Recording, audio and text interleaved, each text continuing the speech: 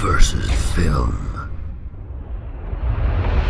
Hi, I'm Graham and welcome to Man vs Film. This is going to be a movie review for Independence Day Resurgence. Directed by Roland Emmerich, the man who brought us Universal Soldier, Stargate, Independence Day, Godzilla. This movie stars Jeff Goldblum, Liam Hemsworth, Bill Pullman, Micah Monroe, Jesse T. Usher, William Fichtner, Celia Ward, Judd Hirsch, Brent Spiner, Vivica A. Fox and Charlotte Gainsbourg. 20 years after the original alien attack in the first Independence Day, the aliens come back bigger, better, angrier, and with a lot more CGI in this sequel to the 1996 classic. Independence Day Resurgence is not a good movie. We may as well just say that right at the start, but it is not a bad movie either. In fact, it falls somewhere happily in the middle of those two, where it's got enough wrong with it to make it entertaining in that front, and that it's got some good action to make it entertaining in that front as well. So let's just start off with what I did enjoy in the movie, and what I did enjoy was Jeff Goldblum. I like the guy as an actor, and he's still as fantastic as he was in the first movie as David, the sort of smartest man on the planet who's going to defeat the aliens with sheer wit rather than brawn, and he does it yet again in this movie. Not to the same extent as what he did in the first one, but he's still integral to the storyline. Second of all, the CGI was really good in this one. I recently watched the first one, and although the special effects are good, they're not that great. They don't hold up as well as they should. But this one, they are pretty top-notch, most of them anyway. When you go to like secondary camera shots, like the aliens in the cages and that, it looks really kind of dodgy. But in the main ones, it is fantastic. With the big destructive sequences look great. They are the kind of wanton destruction that you're looking for in these kinds of movies. Things get just annihilated. I mean, you thought what happened to Metropolis and Man of Steel was bad. What happens to the planet in this movie is disastrous.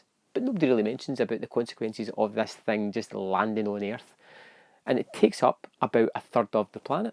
The CGI is also used to show the aliens a little bit more than what they were in the first movie, and in fact, one of the best scenes in the movie, something I would have liked to have seen more of. The aliens are actually going about their ecosystem within their planet with guns shooting at Air Force members that have parachuted into their base camp. It's an awesome scene, and I wish we could have had more of that in this movie because it was pretty fantastic. There's a new character of Dikembe Mbutu, who is an African warlord that gets entrenched in this current invasion, and he is fantastically badass with his two machete katana type things, and he is just decimating the aliens every chance he gets. It's personal for him, and I like it. I thought he was a great addition to the cast, and his badass nature and way of just going old school with the knives was tremendous to see on the big screen. One of my favourite things about this movie is that it's kind of dumb. You don't really get this kind of dumbness in movies. Well, you do, but not to this extent. And it's fun. It kind of revels in the fact that it's just not as good as the original, and it kind of mulls over certain plot points as if like we won't really notice what will happen if they throw in some like explosions and stuff, but we know they're there. We know this is a dumb movie, and I am grateful for it, because sometimes you just want dumb. You want explosions. You want the whole thing just blowing up the planet, but just sometimes. Where this thing starts to go wrong is where it tries to show too much sort of homage to the original. Yes, we know it was 20 years ago, and it's long enough ago that you could get away with a kind of reboot and bringing in most of these new characters, but it tries to give enough attention to these back characters that you're not really interested in. One of the best things about the first movie was the relationship between David, played by Jeff Goldblum, and his father, whose name I can't even remember, played by Judd Hirsch. And for some reason, he is given a big role in the second movie, because he was such a beloved character in the first one. But in the first one, the thing that makes him so beloved is his interaction with his son, because he's with his son the full movie, and they're kind of play off each other, and that was really entertaining. So what they've done this second one is completely separated them. They only meet up in the last 5 minutes or so, and his storyline is completely pointless. Like, you could take it out of the movie and it would affect the movie not a jot. It just wouldn't affect it at all. Apart from one little bit at the end where Jeff Goldblum's driving a bus, which is inconsequential anyway. So you've got Judd Hirsch travelling about America, picking up kids. It's pointless. This movie could have went down to like a good hour 45 rather than the 2 hours. It's just be getting rid of this wanton character that nobody really is interested in. It's got other ones in it. It's got the Bill Pullman character who, okay, can live with that. Jeff Goldblum, definitely wanted him in it. Will Smith didn't come back for it, that's fine.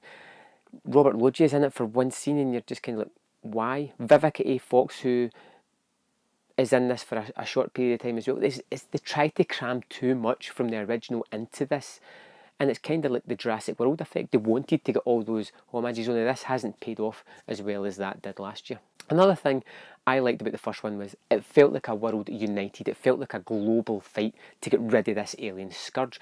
Within this one, it literally feels like a few guys in the middle of Nevada. They're bigger, they're more destructive in the second one, and yet it's just a handful of folk just fighting them off. I don't get it. It didn't feel like a big global story. Another thing that kind of bothered me was, in the first one you had Will Smith, a larger-than-life character who became one of the biggest superstars on the planet, and he has a certain charisma with him. And the new actors that they bring in to replace the sort of older cast, none of them have this charisma whatsoever. And I felt like that was severely lacking from the movie. And also to do with the new cast as well, is none of them were given enough backstory to be allowed to shine. Their story is given because they're children of characters in the previous movie. And that doesn't really develop those characters in any way, shape or form. I was rather disappointed, and I wasn't really interested in the new characters. Independence Day Resurgence is a CGI dumbfest with just great big explosions. It's not got too great a runtime, just under 2 hours, which I was really happy about. The story's kind of all over the place. It's got bits that don't really matter. It's got bits that we're not really interested in. But yet I still found the movie to be rather fun, and I like to see the things go boom. I don't know if I just generally liked the movie or if it was because of my nostalgia for the first one, which, let's face it, wasn't really a classic either. The story aside, I liked the way this movie looked. It looked like $165 million, and it was pretty nice to look at. And the action was pretty fun. And much like popcorn, it's not really a nutritious meal, but it's something that you kind of enjoy as you're going through it, but afterwards you kind of still feel empty.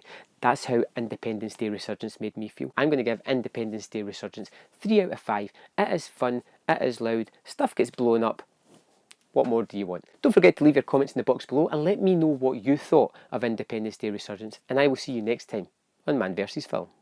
So thanks for watching that video. I hope you enjoyed it. If you notice on screen, there is 2 more videos that you can click and watch at your leisure. There is also a large subscribe button at the bottom of the screen. If you would like to subscribe to my channel, I will forever be in your debt. Thanks for watching, and I will see you next time on Man vs. Film.